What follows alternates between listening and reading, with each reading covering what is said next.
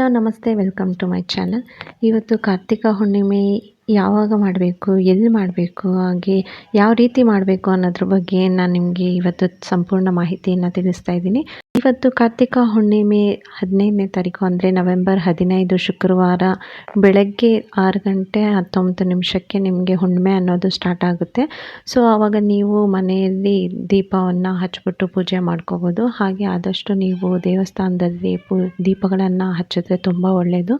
ಹಾಗೆ ಇದು ಯಾವ ರೀತಿ ಹಚ್ಚಬೇಕು ಅಂತಂದರೆ, ನೀವು ಅಡಿಕೆ ಎಲೆ ಬರುತ್ತಲ್ವ, ಅಡಿಕೆ ಎಲೆ ಅಂಗಡಿಯಲ್ಲೆಲ್ಲ ಸಿಗುತ್ತೆ. ಅಡಿಕೆ ಎಲೆಯನ್ನು ತಗೊಂಡು ಅದಕ್ಕೆ ಸ್ವಲ್ಪ ಅಕ್ಕಿಯನ್ನು ಹಾಕ್ಬಿಟ್ಟು ನೀವು ಬರೀ ದೀಪವನ್ನು ಮಾತ್ರ ಇಡಬೇಡಿ. ದೀಪದ ಜೊತೆ ಒಂದು ಮಣ್ಣಿನ ಪ್ಲೇಟ್ ಸಹ ತಗೊಳ್ಳಿ.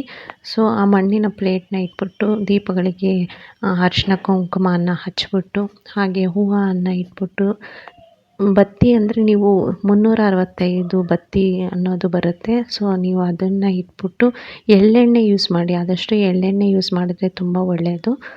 ಅದಕ್ಕೆ ನೀವು ಎಳ್ಳೆಣ್ಣೆ ಹಾಕ್ಬಿಟ್ಟು, ಹಾಗೆ ದೇವ್ರ ಹತ್ರ ನೀವು ಒಂದು ತಾಂಬೂಲವನ್ನು ಸಹ ಇಟ್ಕೊಳ್ಳಿ. ಎಲೆ ಅಡಿಕೆ ಹಾಗೆ ಬಾಳೆಹಣ್ಣು ಇಟ್ಬಿಟ್ಟು, ಒಂದು ಅಚ್ಚು ಬೆಲ್ಲ ಅಂತ ಬರುತ್ತೆ, ಒಂದು ಅಚ್ಚು ಬೆಲ್ಲವನ್ನು ಇಟ್ಬಿಟ್ಟು ನೀವು ದೀಪವನ್ನು ಒಂದು ಸಂಕಲ್ಪ ಅನ್ನೋದು ಮಾಡಿಕೊಂಡು ಮನೆ ದೇವ್ರನ್ನ ನೆನೆಸ್ಕೊಂಡು ನೀವು ದೀಪವನ್ನು ದೇವಸ್ಥಾನದಲ್ಲಿ ಹಚ್ಚಿ ತುಂಬ ಒಳ್ಳೆಯದಾಗುತ್ತೆ. ನೀವೇನಾದರೂ ಅಂದ್ಕೊಂಡಿದ್ರೆ ಆ ಕೆಲಸ ಅಂತೂ ತುಂಬ ಬೇಗನೆ ಆಗುತ್ತೆ. ಸೊ ಈ ಕೆಲಸ ಮಾಡೋದು ಮಾತ್ರ ನೀವು ಮರಿಬೇಡಿ.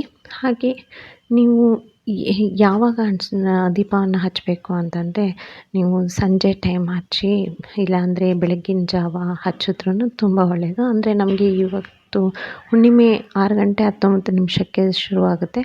ಸೊ ನೀವು ಆ ಟೈಮಲ್ಲಿ ನೀವು ಯಾವಾಗಾದರೂ ಹಚ್ಕೋಬೋದು. ಆದಷ್ಟು ಸಂಜೆನೇ ಹಚ್ಚಿದ್ರೆ ತುಂಬ ಒಳ್ಳೆಯದು. ಹಾಗೆ ಕೆಲವರು ಏನಿದು ಬಾಳೆ ದಿಂಡಿನಲ್ಲಿ ಸಹ ದೀಪಗಳನ್ನು ಇಟ್ಬಿಟ್ಟು ನೀರಿನಲ್ಲಿ ಬಿಡ್ತಾರೆ. ನಾವು ಮನೆಯಲ್ಲೂ ಸಹ ಈ ರೀತಿ ಮಾಡ್ಬೋದು.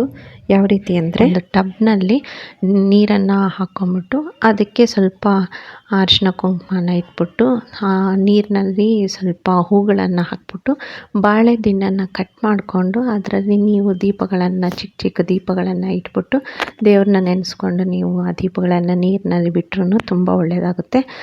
ಈ ವಿಡಿಯೋ ನಿಮಗೆಲ್ಲ ಯೂಸ್ಫುಲ್ ಆಗಿದೆ ಅಂತ ಅಂದ್ಕೊಳ್ತೀನಿ. ಯೂಸ್ಫುಲ್ ಆಗಿದ್ದರೆ ಪ್ಲೀಸ್ ಲೈಕ್ ಮಾಡಿ, ಶೇರ್ ಮಾಡಿ, ಸಬ್ಸ್ಕ್ರೈಬ್ ಮಾಡ್ಕೊಳ್ಳೋದು ಮಾತ್ರ ಮರಿಬೇಡಿ. Thank you.